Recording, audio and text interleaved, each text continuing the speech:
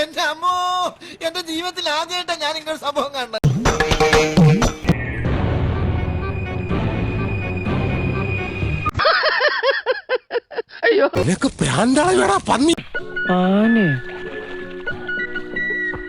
സുഖമില്ലാത്ത ആളാ.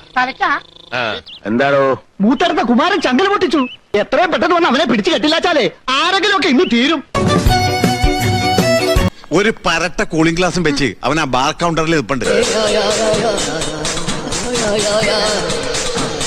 ഈ ഒരു എലിമെന്റ് കണ്ടിട്ടാണോ നിങ്ങൾ എല്ലാരും ഇത്ര പേടിക്കുന്നേ?